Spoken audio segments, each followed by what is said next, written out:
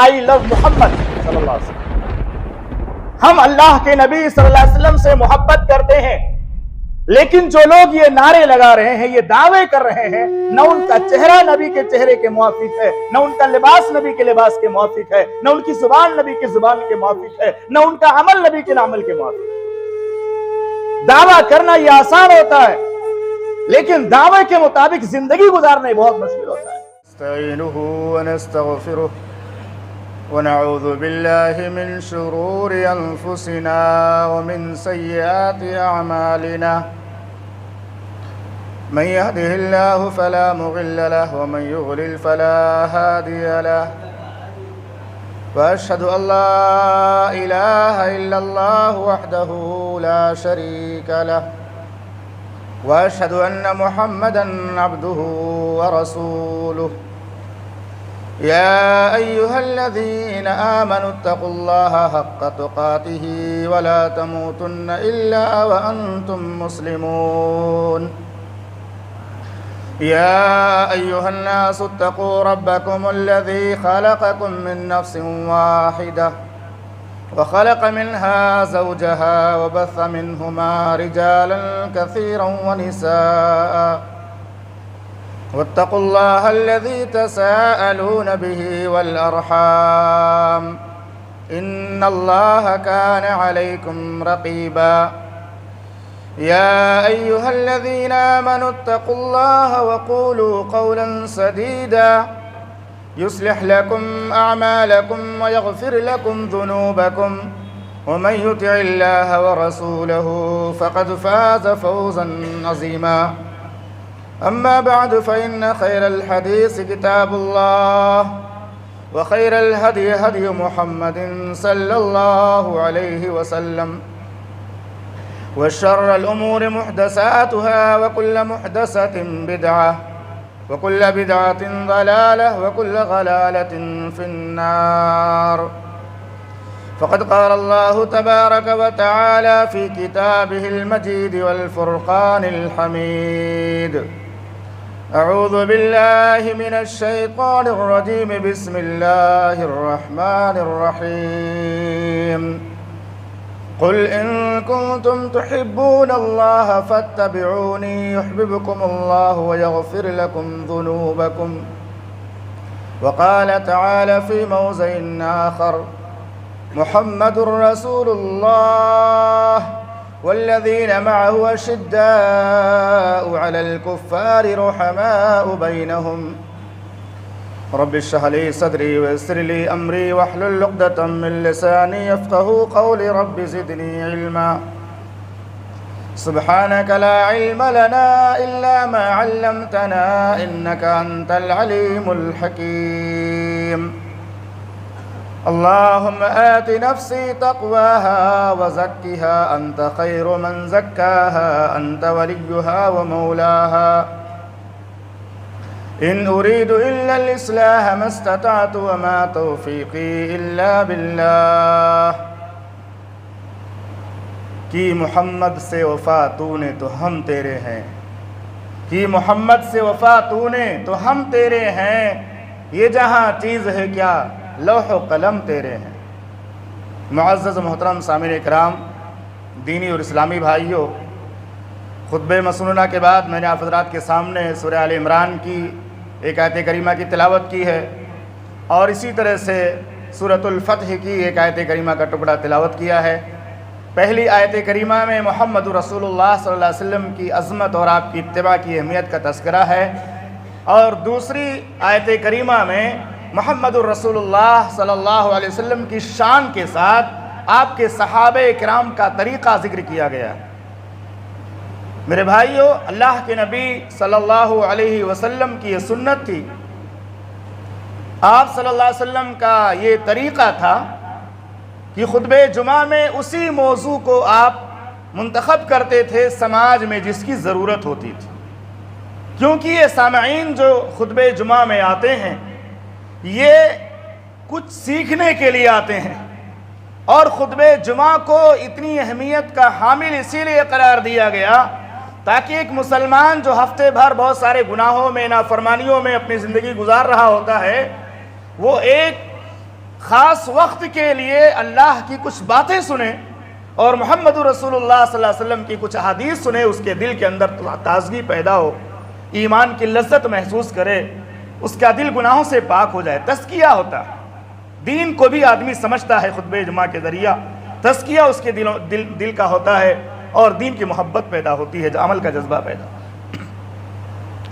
آج تقریباً پورے ملک میں سوشل میڈیا میں، خاص طور سے فیس بک وغیرہ میں آپ ریل کھولیں گے تو صرف وہی ایک چیز نظر آئے گی، آئی لو محمد صلی اللہ علیہ وسلم۔ ہم اللہ کے نبی صلی اللہ علیہ وسلم سے محبت کرتے ہیں، لیکن جو لوگ یہ نعرے لگا رہے ہیں، یہ دعوے کر رہے ہیں، نہ ان کا چہرہ نبی کے چہرے کے موافق ہے، نہ ان کا لباس نبی کے لباس کے موافق ہے، نہ ان کی زبان نبی کی زبان کے موافق ہے، نہ ان کا عمل نبی کے عمل کے موافق ہے۔ دعویٰ کرنا یہ آسان ہوتا ہے، لیکن دعوے کے مطابق زندگی گزارنا یہ بہت مشکل ہوتا ہے۔ ایک فارسی شاعر کہتا ہے، چمی گویم مسلمانم بلرزم، جب میں اپنے آپ کو مسلمان کہتا ہوں تو کانپ جاتا ہوں۔ چمی گویم مسلمانم بلرزم کی دانم مشکلات لا الہ را، مجھے پتا ہے کہ جب میں نے اپنی زبان سے لا الہ الا اللہ کہہ دیا تو کتنی پابندیوں میں آ گیا۔ اب میری کوئی اپنی مرضی نہیں ہے، اللہ کی مرضی ہے۔ ہماری زندگی میں وہی عمل ہوگا جو اللہ چاہے گا، وہی چیزوں سے بچیں گے جس سے بچنے کا اللہ اس کے رسول صلی اللہ علیہ وسلم حکم دیں گے۔ تو ایک مسلمان اللہ کا فرما بردار ہوتا ہے، محمد رسول اللہ صلی اللہ علیہ وسلم کے حکم کے مطابق زندگی گزارتا ہے۔ تو دعویٰ کرنا یہ آسان ہے، لیکن عمل کرنا بہت مشکل ہے۔ اور یہ نعرہ جس نے بھی لگایا، جس نے بھی یہ بینر لگایا، جس نے بھی سوشل میڈیا پہ ڈالا، اس کو فائدہ کتنا ہوا؟ فائدے سے زیادہ ملک کی سالمیت کو خطرہ، فائدے سے زیادہ اسلام کے بارے میں لوگ غلط فہمیوں کا شکار ہوتے ہیں کہ نعرہ لگانے والے جو ہیں ان کا عمل کیسا، ان کا کردار کیسا ہے۔ تو انشاءاللہ میں نہایت ہی امانت داری کے ساتھ آپ کے سامنے یہ بات واضح کروں گا کہ اگر کوئی آدمی دعویٰ کرنا چاہتا ہے کہ میں محمد رسول اللہ صلی اللہ علیہ وسلم سے بے پناہ محبت کرتا ہوں، دنیا کے لوگوں کے سامنے دکھانا چاہتا ہے کہ میں اللہ کے رسول صلی اللہ علیہ وسلم سے محبت کرتا ہوں، آپ سے بہت پیار کرتا ہوں، تو اس کے تقاضے کیا ہیں؟ ان تقاضوں کو صرف میں بیان کروں گا، کسی کے بارے میں کوئی غلط تبصرہ کرنا میرا مقصد نہیں ہے۔ اللہ کے نبی صلی اللہ علیہ وسلم کی پہلے عظمت بیان کروں گا کہ آپ کی شان کیا ہے، آپ کی عظمت کیا ہے، آپ کا مقام کیا ہے، آپ کا مرتبہ کیا ہے۔ محمد رسول اللہ صلی اللہ علیہ وسلم اللہ رب العالمین کے ایسے برگزیدہ پیغمبر ہیں، ایسے عظیم پیغمبر ہیں کہ آپ کی بعثت کے بعد، آپ کی رسالت کے آنے کے بعد تمام رسولوں کی رسالت منسوخ ہو گئی۔ کوئی بھی مسلمان ہو، کوئی بھی یہودی ہو، کوئی بھی عیسائی ہو، کوئی بھی مجوسی ہو، آج کے اس دور میں جبکہ محمد الرسول اللہ صلی اللہ علیہ وسلم کی بعثت پر تقریباً 1500 سال گزر چکے ہیں، اگر وہ جنت چاہتا ہے تو اپنی زبان سے لا الہ الا اللہ کے بعد محمد الرسول اللہ کہنا ضروری ہے۔ ضروری ہے کہ نہیں ضروری ہے؟ آج کے دور میں بھی اگر کوئی لا الہ الا اللہ موسیٰ رسول اللہ کہتا ہوا مر جائے، آج کے دور میں بھی اگر کوئی لا الہ الا اللہ عیسیٰ رسول اللہ کہتا ہوا مر جائے، وہ جنت میں نہیں جا سکتا۔ جا سکتا ہے؟ نہیں جا سکتا۔ صحیح مسلم کی حدیث ہے، جب تک وہ اپنی زبان سے لا الہ الا اللہ کے بعد محمد الرسول اللہ کا سچے دل سے اقرار نہیں کرے گا، اس تک جنت میں نہیں جائے گا۔ محمد رسول اللہ صلی اللہ علیہ وسلم کی حدیث ہے، لا يسمع بی احد من هذه الامہ یہودی ولا نصرانی ثم يموت ولم يؤمن بالذی ارسلت به الا كان من اصحاب النار۔ اللہ کے نبی صلی اللہ علیہ وسلم نے قسم کھا کر کہا، قسم کھا کر آپ نے بات بیان فرمائی، بغیر قسم کے بھی بیان کرتے تو اہمیت کی حامل تھی۔ آپ نے قسم کھا کر کہا، قسم اس ذات کی جس کے ہاتھ میں محمد رسول اللہ صلی اللہ علیہ وسلم کی جان ہے، کوئی بھی یہودی ہو، کوئی بھی مجوسی ہو، کوئی بھی نصرانی، کوئی بھی شخص ہو، اگر اس نے سن لیا کہ محمد رسول اللہ صلی اللہ علیہ وسلم جو اللہ کے آخری رسول اور پیغمبر ہیں دنیا میں مبعوث ہو گئے، اس کے باوجود وہ کسی بھی دھرم کے ماننے والوں میں پیدا ہو، کسی بھی دین کے ماننے والوں میں پیدا ہو، جب تک وہ محمد رسول اللہ صلی اللہ علیہ وسلم کی رسالت پر ایمان نہیں لائے گا، آپ کی رسالت کا کلمہ نہیں پڑھے گا، تب تک وہ جنت میں نہیں جا سکتا ہے۔ اسی لیے اللہ رب العالمین نے فرمایا وَمَا أَرْسَلْنَاكَ إِلَّا رَحْمَةً لِلْعَالَمِينَ، ہم نے پوری کائنات کے لوگوں کے لیے آپ کو رحمت بنا کر بھیجا، رحمت دنیا کے اعتبار سے بھی، رحمت آخرت کے اعتبار سے، آخرت کے اعتبار سے رحمت، اس لیے کہ جب تک آپ کا کلمہ نہیں پڑھیں گے جنت نہیں ملے گی، اور دنیا کے اعتبار سے تو آپ جانتے ہیں کہ اللہ کے پیغمبر محمد الرسول اللہ صلی اللہ علیہ وسلم نے کس طرح فتح مکہ کے موقع پر اپنے دشمنوں کو معاف کیا اور کہا جو فلاں کے گھر میں ابو سفیان کے گھر میں داخل ہو جائے وہ مامون ہے، جو فلاں کے گھر میں داخل ہو جائے وہ مامون ہے۔ میں بھی تم سے وہی کہتا ہوں جو یوسف علیہ السلام نے اپنے بھائیوں سے کہا تھا، اتنا بڑا جو ہے معافی کا اعلان محمد الرسول اللہ صلی اللہ علیہ وسلم نے کیا۔ آپ صرف انسانوں ہی کی طرف نہیں بلکہ انسانوں، جناتوں اور حیوانات کی طرف بھی رسول بنا کر کے بھیجے گئے۔ آپ کی شریعت میں یہ تعلیم موجود ہے کہ ایک شخص جا رہا تھا، راستے میں اس کو پیاس لگی، پیاس کی شدت کی وجہ سے وہ کنویں میں اترا، کنویں میں اتر کر اس نے پانی پیا، پانی پی کر اوپر آیا، دیکھا ایک کتا پیاس کی شدت سے تڑپ رہا ہے۔ اس نے محسوس کیا جیسے مجھے پیاس لگی تھی ایسے اس کو بھی پیاس لگی ہے۔ اس نے اپنا موزہ لیا، کنویں میں اترا، موزے میں جو چمڑے کا موزہ تھا غالباً پانی بھرا، منہ میں پکڑا، اوپر آیا، کتے کو پانی پلا دیا، کتے کے جگر کو ٹھنڈک ملی، اس کو سکون مل گیا، اللہ نے اس بندے کو معاف کر دیا۔ یہ تعلیم کس کی ہے؟ محمد الرسول اللہ صلی اللہ علیہ وسلم کی۔ آپ اندازہ لگائیے کہ اگر ایک جانور کو پانی پلانے سے اسلام میں اتنی بڑی رحمت ملتی، اتنی بڑی نیکی ملتی ہے، تو انسانوں کو پلانا، بھوکوں کو کھلانا، بھوکوں کی مدد کرنا، ان کے ساتھ حسن سلوک کا معاملہ کرنا، یہ کتنے بڑے ثواب کا کام ہے۔ جب یہ واقعہ محمد رسول اللہ صلی اللہ علیہ وسلم نے بیان فرمایا تو صحابہ کرام نے آپ سے سوال کیا، وَإِنَّ لَنَا لَفِي الْبَهَائِمِ أَجْرًا، اللہ کے پیغمبر کیا چوپایوں اور جانوروں کو پانی پلانے میں اجر ہے؟ آپ نے جواب میں فرمایا فی کل کبد رطبۃ اجرا، جس کے اندر بھی تر کلیجہ موجود ہے، جو بھی کلیجے والا، جس کی زندگی کا انحصار پانی پر ہے، اس کے ساتھ اس نے سلوک کرنے میں ثواب ہے۔ اسی طرح سے ایک دوسرا پہلو بھی آپ نے غور کیا ہوگا کہ ایک عورت بڑی پرہیزگار دیندار تھی، بلی نے اس کو تکلیف پہنچایا، اس کا کچھ نقصان کر دیا، اس نے بلی کو قید کر کے مار ڈالا، نہ اس کو آزاد کیا، نہ کھانا دیا، نہ پانی دیا، بل بلا کر، رو کر، چیخ کر، چلا کر، تڑپ کر وہ بلی مر گئی۔ اللہ کا غضب اس پر نازل ہو گیا اور اللہ کے نبی صلی اللہ علیہ وسلم نے فرمایا عذبت امرات فی ہرۃ، ایک عورت کو بلی کی وجہ سے جہنم میں جانا پڑا۔ بلی کو ستانا جب گناہ کا کام ہے تو اپنے سگے بھائیوں کو، ایک ماں کی پیٹ سے پیدا ہونے والے رشتہ داروں کو ستانا کتنا بڑا گناہ ہے۔ لیکن آج بھائی بھائی کا دشمن ہے، آج آپس میں ہم ایک دوسرے کی ٹانگ کھینچتے ہیں، آپس میں ایک دوسرے کو ذلیل کرتے ہیں۔ اسی طرح محمد رسول اللہ صلی اللہ علیہ وسلم کی ایک عظمت یہ ہے کہ آپ خاتم النبیین ہیں، آپ کے بعد کوئی نبی نہیں آنے والا۔ جتنے بھی شکیل حنیف اور اسی طرح سے مسیلمہ کذاب، اس طرح سے دجال اور کذاب لوگ پیدا ہوتے رہے ہیں، ان پر اللہ کی لعنت ہو۔ اللہ کے پیغمبر کے بعد کوئی نبی اور رسول پیغمبر اس دنیا میں مبعوث ہونے والا نہیں ہے۔ عیسیٰ علیہ السلام بھی آئیں گے، محمد رسول اللہ صلی اللہ علیہ وسلم کی شریعت کی پیروی کریں گے، نہ وہ حنبلی ہوں گے، نہ مالکی ہوں گے، نہ حنفی ہوں گے، وہ محمدی ہوں گے۔ کس طریقے پہ عمل کریں گے عیسیٰ علیہ السلام؟ محمد رسول اللہ صلی اللہ علیہ وسلم کے طریقے پہ عمل کریں گے۔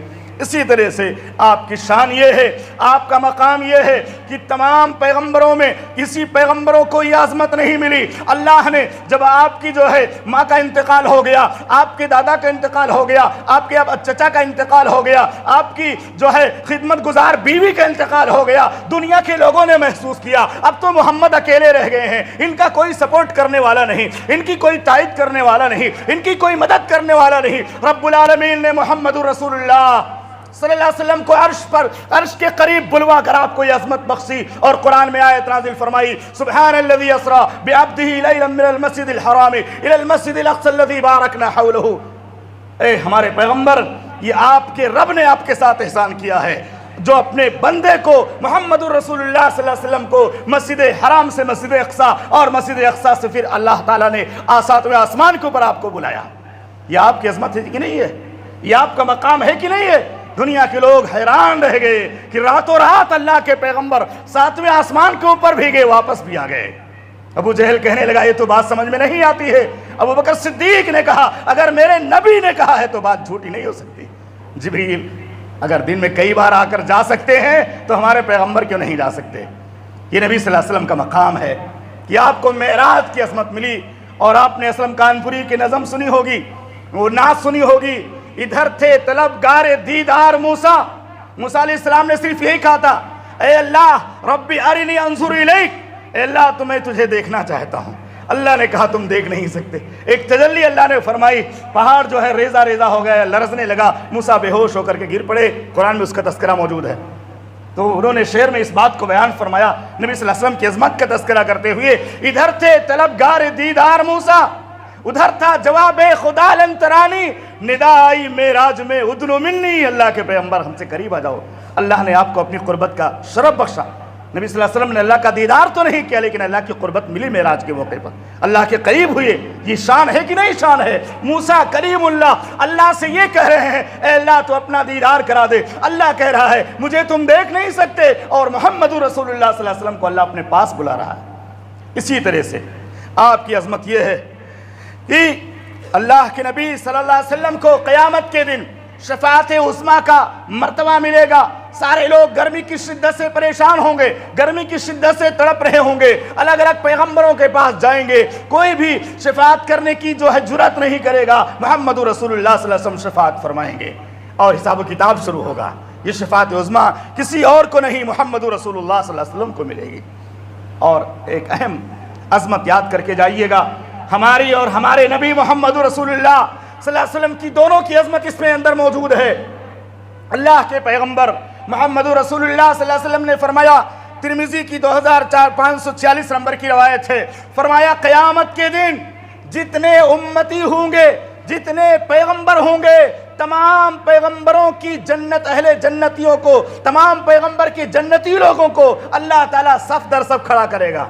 کیسے کھڑا کرے گا؟ صف در صف کھڑا کرے گا۔ موسیٰ علیہ السلام کی امت کھڑی ہو جائے، عیسیٰ علیہ السلام کی امت کھڑی ہو جائے، ابراہیم علیہ السلام کی امت کھڑی ہو جائے، یحییٰ علیہ السلام کی امت کھڑی ہو جائے، جتنے بھی پیغمبر اور رسول آئیں گے، تمام رسول دنیا میں جو مبعوث ہوئے، سارے کے سارے اپنے اپنے جنت میں جانے والے لوگوں کو کھڑا کریں گے۔ صفیں بنتی جائیں گی، بنتی جائیں گی، بنتی جائیں گی، یہاں تک کہ جتنے بھی جنتی ہوں گے، تمام امتیوں کی، امت محمدیہ کو شامل کر کے ان کی صفوں کی تعداد 120 ہو جائے گی۔ اس 120 صفوں کی تعداد میں محمد رسول اللہ صلی اللہ علیہ وسلم نے فرمایا 80 من هذه الامه، 80 صفیں امت محمدیہ کی ہوں گی۔ یہ عظمت ہے کہ نہیں ہے؟ ہمیں خوش ہونا چاہیے، اللہ ہمیں ان جنتیوں میں شامل فرما لے۔ 120 صفوں میں 80 صفیں صرف امت محمدیہ صلی اللہ علیہ وسلم کی، باقی میں 40 میں تمام امت کے لوگ شامل ہوں گے۔ یہ آپ کی عظمت اور آپ کا مقام و مرتبہ ہے۔ اسی طرح سے محبت رسول کو حقیقی معنوں میں اپنائے بغیر کوئی مومن نہیں ہو سکتا۔ وہ سورہ توبہ کی ان کان آباؤکم و ابناؤکم و اخوانکم والی لمبی آیت آپ کو پتا ہے کہ تمام چیزوں سے زیادہ اگر تمہارے نزدیک اللہ اس کے رسول محبوب نہ ہو تو اللہ کے عذاب کا انتظار کرو، اللہ کے عذاب کا انتظار کرو۔ یہ عظمت ہے محمد رسول اللہ صلی اللہ علیہ وسلم کی۔ اسی طرح فرمایا اللہ رب العالمین نے لَقَدْ كَانَ لَكُمْ فِي رَسُولِ اللَّهِ أُسْوَةٌ حَسَنَةٌ۔ اس کائنات میں جتنے بھی انسان آئے، جتنے بھی رسول آئے، جتنے بھی پیغمبر آئے، کسی کی زندگی کو اتنے محفوظ طریقے سے اللہ تعالیٰ نے تفصیل سے جو ہے باقی نہیں رکھا جتنی تفصیل اور حفاظت کے ساتھ محمد رسول اللہ صلی اللہ علیہ وسلم کی زندگی باقی ہے۔ کیوں؟ آپ ہی کی زندگی ہمارے لیے نمونہ ہے، آپ کی زندگی ہمارے لیے آئیڈل ہے، آپ کی زندگی ہمارے لیے ماڈل ہے۔ لیکن افسوس کہ آج آئی لو محمد کے نعرے لگانے والوں کو، دنیا کے جو ہے بدعمل لوگوں کو آئیڈیل بنانے کی توفیق تو ملتی ہے، لیکن محمد رسول اللہ صلی اللہ علیہ وسلم کی زندگی کو نمونہ بنانے کی توفیق نہیں ملتی۔ اللہ نے فرمایا لَقَدْ كَانَ لَكُمْ فی رسول اللہ اسوۃ حسنہ، تمہارے لیے محمد رسول اللہ صلی اللہ علیہ وسلم کی زندگی بہترین نمونہ ہے، اس لیے کہ آپ صلی اللہ علیہ وسلم کے طریقے کے بغیر کوئی عبادت کرے، آپ کے طریقے کے بغیر کوئی روزہ رکھے، آپ کے طریقے کے بغیر کوئی زکوٰۃ دے، اس کی کوئی عبادت قبول نہیں ہوگی۔ اللہ نے فرمایا وَمَا آتَاكُمُ الرَّسُولُ فَخُذُوهُ وَمَا نَهَاكُمْ عَنْهُ فَانْتَهُوا، ہمارے رسول جو دیں اسے لے لو، جس چیز سے روکیں اس سے رک جاؤ۔ یہ آپ کی شان ہے۔ اب آئیے کچھ حوالے محبت رسول کے صحابہ اکرام کے متعلق سن لیتے ہیں کہ یہ صحابہ اکرام جو اللہ کے پیغمبر سے سب سے زیادہ اس کائنات میں محبت کرنے والے تھے، جن کو دنیا میں اللہ نے جنت کی بشارت سنائی، کیا وہ اس طرح سے گلی کوچوں میں، کیا اس طرح سے چوراہوں پر، کیا اس طرح سے بینر لگا کر یا پتھروں پہ بڑے بڑے حروف میں لکھ کر کے ہر جگہ لگایا اعلان کیا کرتے تھے کہ میں محبت رسول کا دعوے دار ہوں، میں اللہ کے رسول سے محبت کرتا ہوں؟ یہ صحابہ کا طریقہ نہیں تھا، یہ صحابہ کا طریقہ نہیں تھا کہ لوگوں کے سامنے وہ چلا چلا کر کے اعلان کریں کہ ہم اللہ کے نبی سے پیار کرتے ہیں، اللہ کے نبی سے محبت کرتے ہیں، بلکہ وہ زبانی دعوے سے زیادہ عمل کر کے دکھاتے تھے۔ ایک مرتبہ اللہ کے پیغمبر محمد رسول اللہ صلی اللہ علیہ وسلم حضرت عمر رضی اللہ عنہ کے ساتھ چل رہے تھے، اور آپ کی محبت کا انداز دیکھیے کہ آپ نے محمد رسول اللہ صلی اللہ علیہ وسلم نے اپنے اس صحابی کا ہاتھ اپنے ہاتھوں میں پکڑ رکھا ہے جن کا نام عمر ابن خطاب ہے، جن کے بارے میں آپ نے فرمایا اگر میرے بعد کوئی نبی ہوتا تو عمر ہوتے۔ یہ حضرت عمر رضی اللہ عنہ کی شان ہے۔ چل رہے تھے، آپ نے پوچھا عمر مجھ سے محبت کرتے ہو؟ کہا ہاں اللہ کے پیغمبر، میں تمام چیزوں سے زیادہ آپ سے محبت کرتا ہوں سوائے اپنی جان کے۔ فرمایا لانت احب الی من کل شیء الا من نفسی۔ تو اللہ کے پیغمبر نے کہا اے عمر، ابھی تمہاری محبت، ابھی تمہارا ایمان مکمل نہیں ہوا ہے، ابھی تمہارا ایمان مکمل نہیں ہوا ہے، جب تک تم اپنی جان سے بھی زیادہ مجھ سے محبت نہ کرو تمہارا ایمان مکمل نہیں ہو سکتا۔ حضرت عمر رضی اللہ عنہ نے کہا اللہ کے پیغمبر، اب آپ میرے نزدیک میری جان سے بھی زیادہ محبوب ہیں، آپ میرے نزدیک میری جان سے زیادہ پیارے ہیں۔ تب اللہ کے پیغمبر نے فرمایا الآن یا عمر، اے عمر اب تمہارا ایمان مکمل ہوا۔ اسی طرح ایک صحابی غمزدہ نظر آ رہے تھے، اللہ کے پیغمبر محمد رسول اللہ صلی اللہ علیہ وسلم نے پوچھا میرے صحابی غمزدہ کیوں ہو؟ کہا اللہ کے پیغمبر ہم ابھی دنیا میں ہیں، اپنے گھر جاتے ہیں، بیوی بچوں میں جاتے ہیں، آپ کی یاد آتی ہے، آپ کو آ کے دیکھ لیتے ہیں، آپ سے ملاقات کر لیتے ہیں، آپ کی باتیں سن لیتے ہیں، دل کو قرار مل جاتا ہے۔ لیکن اللہ کے پیغمبر ہم تو چھوٹے درجے کے صحابی ہیں، ہمارا مقام اتنا بلند نہیں ہے جتنا مقام آپ کا بلند ہے۔ آپ نبی بھی ہیں، نبیوں کے امام بھی ہیں، پیغمبروں کے سردار ہیں، آپ کو جنت میں جو مقام ملے گا وہ بہت بلند ہوگا، آپ کی رفعت بہت زیادہ جو ہے اونچی، آپ کی شان بہت زیادہ اونچی ہوگی۔ جنت میں آپ بھی داخل ہوں گے، جنت میں بھی داخل ہوں گا، لیکن آپ کا مقام چونکہ بہت زیادہ بلند ہوگا، وہاں میں آپ کو دیکھ نہیں پاؤں گا، آپ کا دیدار نہیں کر پاؤں گا۔ اس کے بعد محمد رسول اللہ صلی اللہ علیہ وسلم نے کوئی جواب نہیں دیا۔ اللہ نے عرش سے جبریل کو بھیجا اور یہ آیت نازل فرمائی وَمَن يُطِعِ اللَّهَ وَالرَّسُولَ فَأُولَٰئِكَ مَعَ الَّذِينَ أَنْعَمَ اللَّهُ عَلَيْهِم مِّنَ النَّبِيِّينَ وَالصِّدِّيقِينَ وَالشُّهَدَاءِ وَالصَّالِحِينَ وَحَسُنَ أُولَٰئِكَ رَفِيقًا۔ یہ آیت اللہ نے نازل فرمائی اور اللہ کے پیغمبر کو اللہ نے کہا بتا دو کہ جو بھی آپ کی اتباع کرے گا، آپ سے محبت کرتے ہوئے آپ کی اطاعت کرے گا، وہ جنت میں آپ کے ساتھ رہے گا۔ اللہ کے پیغمبر نے یہ فضیلت سنائی صحابہ کو کہ جو بھی اللہ اس کے رسول کی اطاعت کرے گا وہ قیامت کے دن اللہ کے نیک بندوں کے ساتھ ہوگا، نبیوں کے ساتھ ہوگا، صدیق کے ساتھ ہوگا، شہداء کے ساتھ ہوگا، صالحین کے ساتھ ہوگا۔ اسی طرح سے ایک اور واقعہ موجود ہے سنن نسائی وغیرہ میں، اور یہ صحیح روایت ہے کہ اللہ کے پیغمبر محمد رسول اللہ صلی اللہ علیہ وسلم ایک بار وضو کر رہے تھے، صحابہ کرام ہاتھوں کو پھیلا پھیلا کر آپ کے وضو کے قطرات کو اپنے جسموں پر مل رہے تھے۔ کوئی صحابی ہاتھ پھیلاتا، پانی کا قطرہ نہیں ملتا، دوسرے ساتھی کے ہاتھ پہ جو پانی لگا ہوتا اس پہ ہاتھ پھیر کر اپنے جسموں پر ملنے لگتا۔ بعد میں اللہ کے نبی صلی اللہ علیہ وسلم نے فرمایا ما حملکم علی ھذا، یہ اس طرح کے الفاظ ہیں۔ اللہ کے پیغمبر نے لوگوں سے پوچھا، صحابہ سے سوال کیا، اے میرے صحابہ بھلا یہ تو بتاؤ یہ تم نے جو کام کیا کیوں کیا؟ میرے وضو کے پانی کے قطرات کو تم نے زمین پر گرنے نہیں دیا، اسے اٹھا کر اپنے ہاتھوں سے اپنے جسموں پر ملنے لگے، اپنے چہروں پر، سینوں پر ملنے لگے۔ تو صحابہ کرام نے جواب میں فرمایا اللہ کے پیغمبر ہم نے ایسا آپ کی محبت میں کیا ہے، حب الرسول، اللہ کے پیغمبر آپ سے محبت میں کیا ہے۔ تو آپ نے فرمایا میری محبت کا تقاضا صرف وضو کے پانی کے قطرات کو میرے اپنے جسموں پر ملنے سے نہیں ہوگا، میرے وضو کے پانی کے قطرات تم میرے اپنے جسموں پر ملو، صرف اس سے میری محبت کا حق ادا نہیں ہوگا، میری محبت کا حق تب ادا ہوگا تب تم میری تعلیمات پر عمل کرو گے۔ اللہ کے نبی صلی اللہ علیہ وسلم نے فرمایا جو چاہتا ہے کہ اللہ سے، اس کے رسول سے محبت کرے تو وہ 3 کاموں کا آپ نے تذکرہ کیا، فَلْيَصْدُقْ حَدِيثَهُ إِذَا حَدَّثَ، جب بات کرے تو سچ بولے، وَلِيُحْسِنْ جَوَارَ مَنْ جَاوَرَهُ، اور جب محبت رسول کا وہ دعویٰ کرتا ہے تو چاہیے کہ اپنے پڑوسی کے ساتھ اس کا معاملہ اچھا ہونا چاہیے، اپنے پڑوسی کے ساتھ حسن سلوک کرے۔ اور اگر کوئی محبت رسول کا دعویٰ کرتا ہے تو تیسرا عمل یہ کرے کہ کوئی امانت اگر اس کے پاس رکھتا ہے تو اس میں خیانت نہ کرے۔ وَلْيُؤْدِّ أَمَانَتَهُ إِذَا اؤْتُمِنَ، جب امانت رکھی جائے تو خیانت کرے۔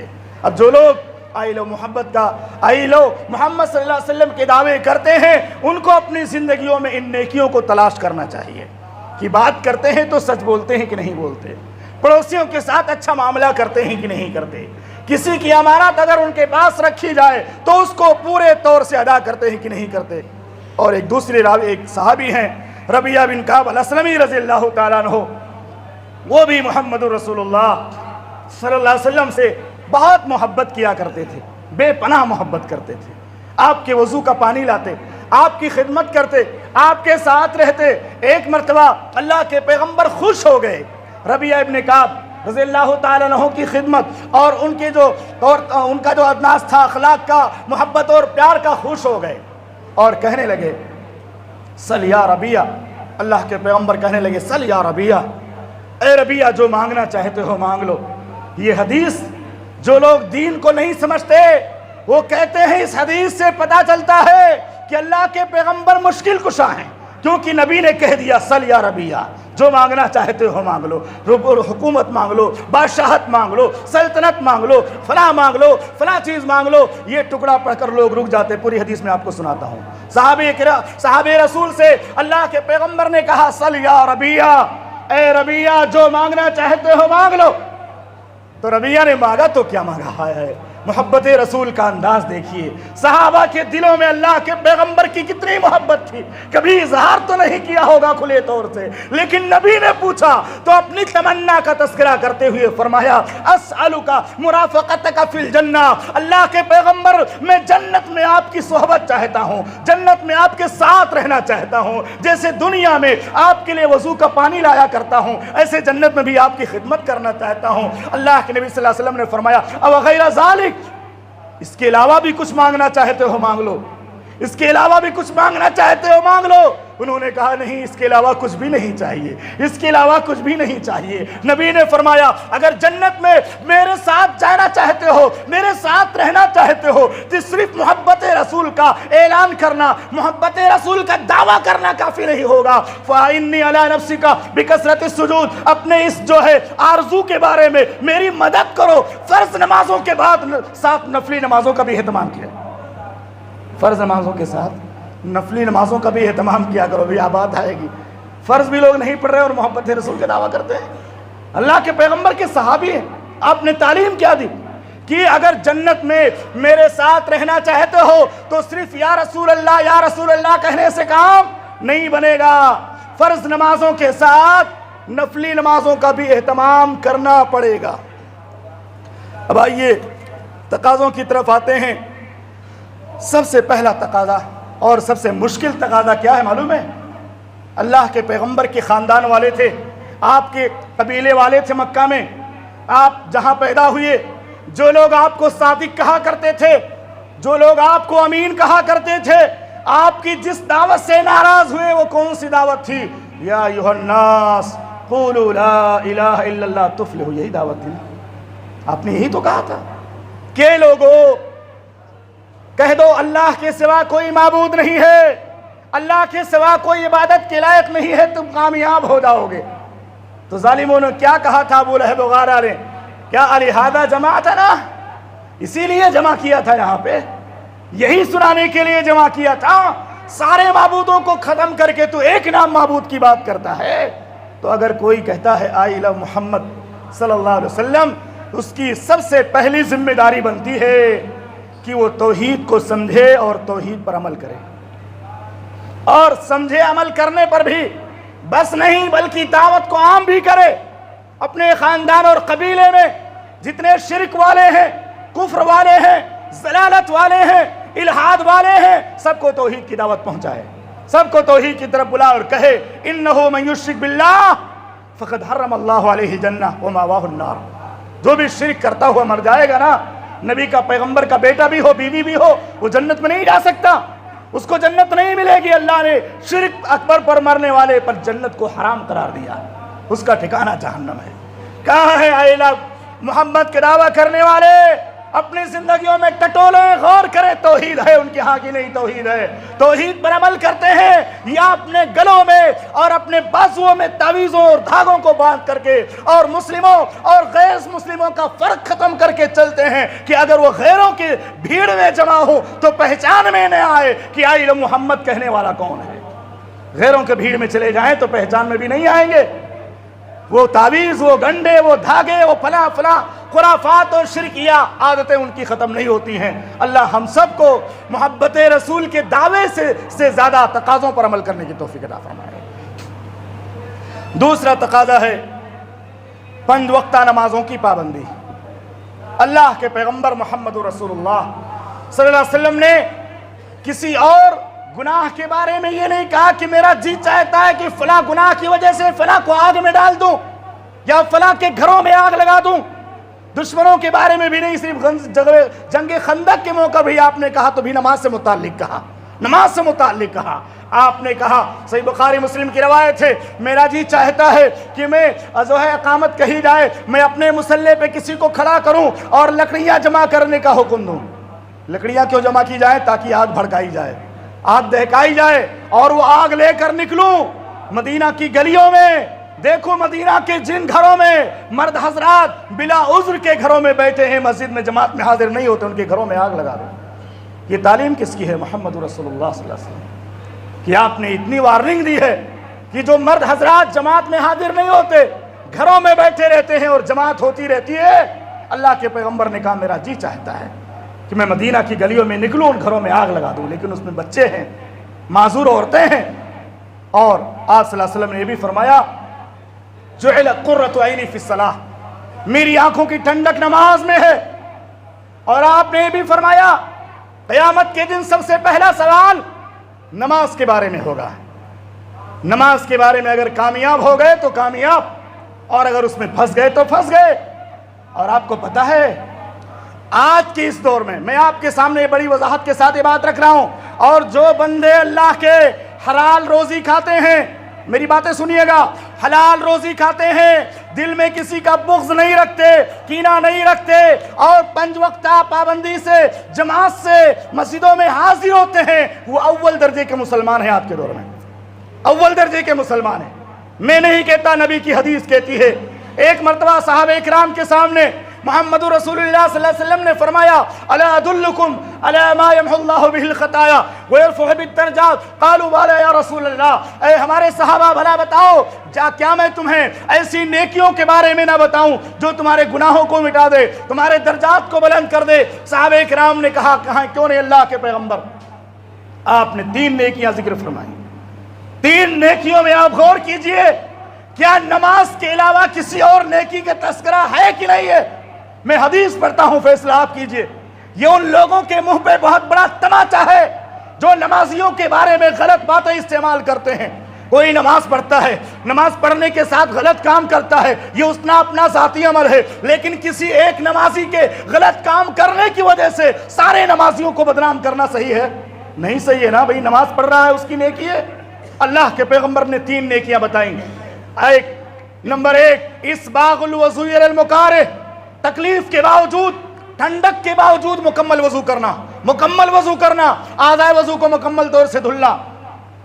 وکثرۃ الخضوع الی المساجد، کثرت سے مسجدوں کی طرف نماز کے لیے جانا۔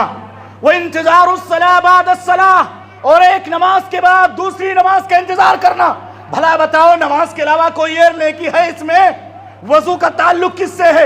نماز سے ہے۔ مسجد میں جانے کا تعلق کس سے ہے؟ نماز سے ہے۔ نماز کے بعد نماز کا انتظار کرنے کا تعلق کس سے ہے؟ نماز سے ہے۔ ایسی نیکی ہے جس کے کرنے والے کو قیامت کے دن اللہ کے عرش کے سائے میں جگہ ملے گی۔ ان 3 نیکیوں کے بعد آپ نے کیا فرمایا معلوم ہے؟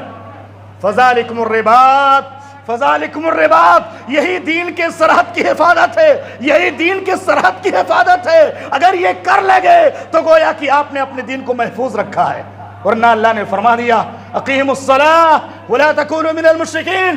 اے جمعہ کے نمازیوں جو ابھی بھی خطبے کے آخر میں آتے ہو اور نماز کے فوراً بعد بھاگتے ہو، ذرا غور کرو قیامت کے دن پہلا حساب کس کا ہوگا۔ ذرا غور کرو نماز کی کتنی بڑی فضیلت اللہ کے پیغمبر نے بیان فرمائی ہے۔ اللہ ہم سب کو جو نمازیں پڑھتے ہیں 5 وقتہ نمازی بنا اور جماعت کے ساتھ ادا کرنے کی توفیق عطا فرما دے۔ اور تیسرا تقاضا ہے کہ ہماری پوری زندگی نبی صلی اللہ علیہ وسلم کی سنت کے مطابق ہونی چاہیے۔ ہماری داڑھی، ہمارا چہرہ، ہمارا عمل، ہمارا سونا، ہمارا جاگنا، ہمارا بولنا، ہمارا سننا، ہمارا پکڑنا، ہمارا چلنا، یہ سب کس کے طریقے کے مطابق ہونا چاہیے؟ محمد رسول اللہ صلی اللہ علیہ وسلم۔ اور آپ کو پتا ہے نبی صلی اللہ علیہ وسلم کی زندگی آپ پڑھیں گے نا تو آپ کو ہر چیز کی دعا ملے گی۔ سو کر اٹھنے کی دعا، سونے کی دعا، نیند سے اٹھنے کے بعد کیا کرنا ہے، ٹوائلٹ میں جانے سے پہلے کیا پڑھنا ہے، گھر سے نکلنے کے وقت کیا پڑھنا ہے، کھانا کھانے سے پہلے کیا پڑھنا ہے، کھانا کھانے کے بعد کیا پڑھنا ہے۔ یہ ہے اسوہ حسنہ، یہ ہے اسوہ حسنہ۔ اس طرح زندگی گزارو کہ پوری زندگی نبی کی سنتوں میں گھری رہے۔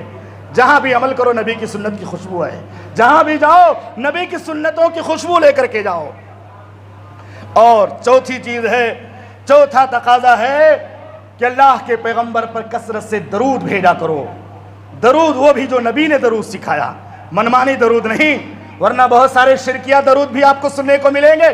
خاص طور سے ایک ٹکڑا میں ذکر کروں گا جو بالکل غلط ہے، بالکل غلط ہے، من گھڑت روایت ہے، شرکیہ عقیدہ اس کے اندر پایا جاتا ہے۔ الصلاۃ والسلام علیک یا نورا من نور اللہ، نورا من نور اللہ، یہ شرکیہ عقیدہ ہے کہ نہیں ہے؟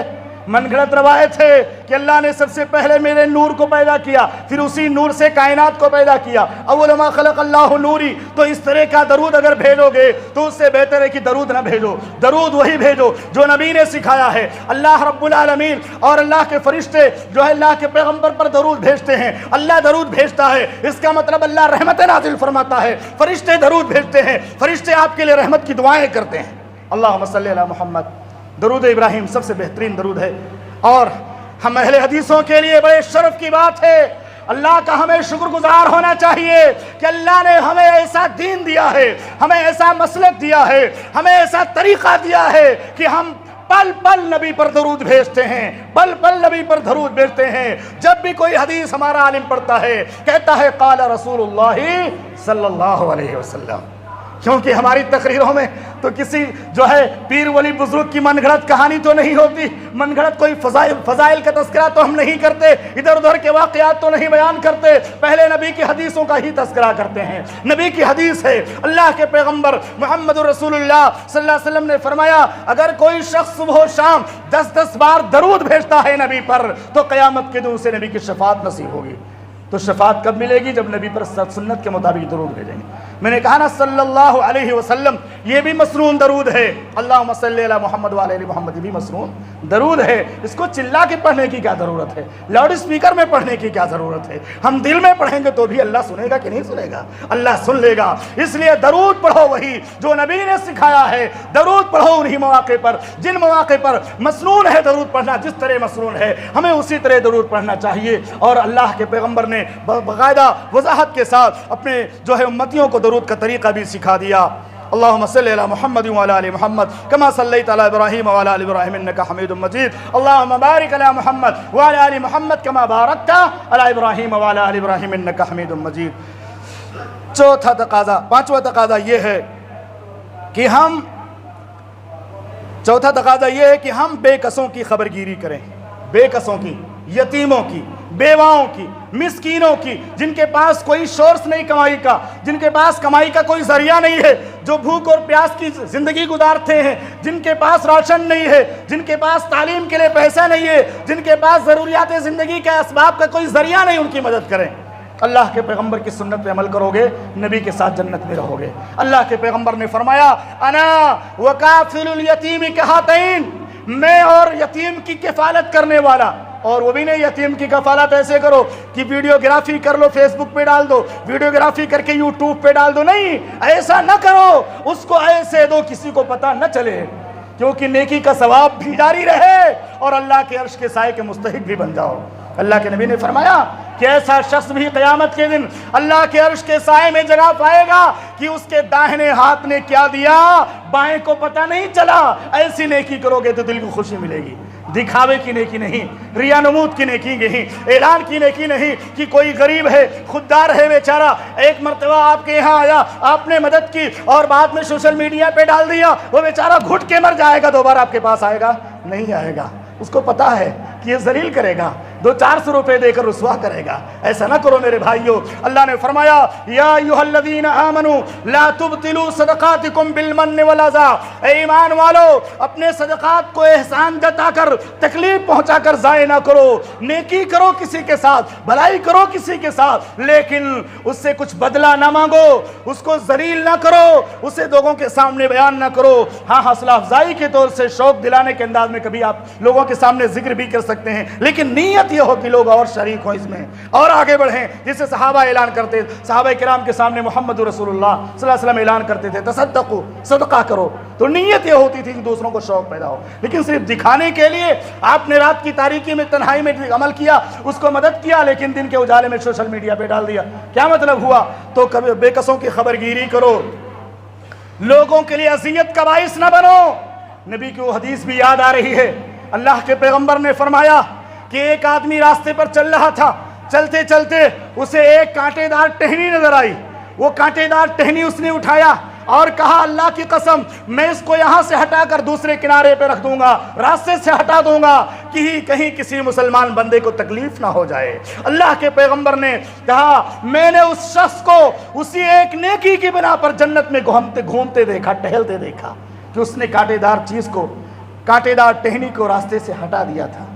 آج محبت رسول کا نعرہ لگاتے ہیں، محبت رسول کے دعوے کرتے ہیں، محبت رسول جب میلاد النبی کا جشن مناتے ہیں، میلاد النبی کا جلوس نکلتا ہے، کتنے مریض تڑپتے ہیں گاڑیوں میں، اپنے بائکوں پر اور اپنے 4 ویلر میں، لیکن راستہ جام ہے، راستہ بند ہے، آگے نہیں جا سکتے آپ۔ 1 گھنٹہ 2 گھنٹہ راستہ بالکل بیچ راستے میں گاڑیاں لگا کر لوگ جلوس کا جو ہے مظاہرہ کرتے ہیں اور ایسے ایسے نعرے مارتے ہیں جس کی نہ دلیل اللہ کی کتاب میں نہ محمد رسول اللہ صلی اللہ علیہ وسلم کی سنت میں، اور اس کے بعد بھی اب دعویٰ کرو کہ محبت رسول میں ہم سے کوئی آگے نہیں ہے۔ ذرا غور کرو، یہ محبت رسول کا کام ہے تمہارا کہ راستہ تم روکے ہوئے ہو، کسی کو گاڑی پکڑنی ہے، کسی کو اسپتال جانا ہے، کسی کی ڈیلیوری کا وقت قریب ہے، لیکن راستہ جام ہے، پولیس والے بھی بے قابو ہیں، پولیس والے بھی مجبور ہے، کیا کر سکتے ہو؟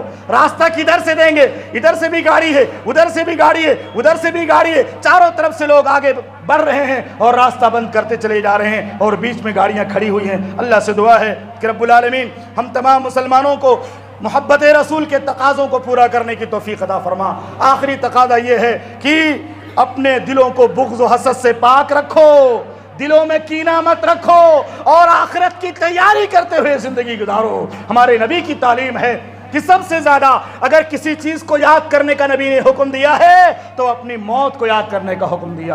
اکثر ذکر حازم اللذات، یہ تقاضے اگر پورا کر رہے ہو تو ٹھیک ہے، ورنہ دنیا میں بھی ذلیل ہوگے، مرنے کے بعد بھی ذلت تمہارا مقدر ہوگی۔ اللہ سے دعا ہے کہ رب العالمین ہمیں اپنی زندگیوں میں وہی کام کرنے کی توفیق عطا فرما جس سے ہماری دنیا اور آخرت دونوں سنور جائے، جس سے دنیا میں عزت ملے، مرنے کے بعد جنت ملے، دنیا میں ہمارا عمل لوگوں کے لیے راحت کا سامان بنے اور جنت حاصل کرنے کا ذریعہ بنے۔ رب العالمین ہم سب کے دلوں میں آخرت کا خوف پیدا فرما، محبت رسول پیدا فرما، محمد رسول اللہ صلی اللہ علیہ وسلم کی سنتوں کا علم، آپ کی شریعت کا علم ہمیں حاصل کر کے اس کے مطابق زندگی گزارنے کی توفیق عطا فرما۔ ہم میں سے جو بیمار ہیں شفاء کاملہ اور عاجلہ نصیب فرما، جو لوگ قرض کے بوجھ سے دبے ہوئے ہیں قرض کی ادائیگی کے اسباب مہیا فرما، ہمارے سب کے گناہوں کو معاف فرما۔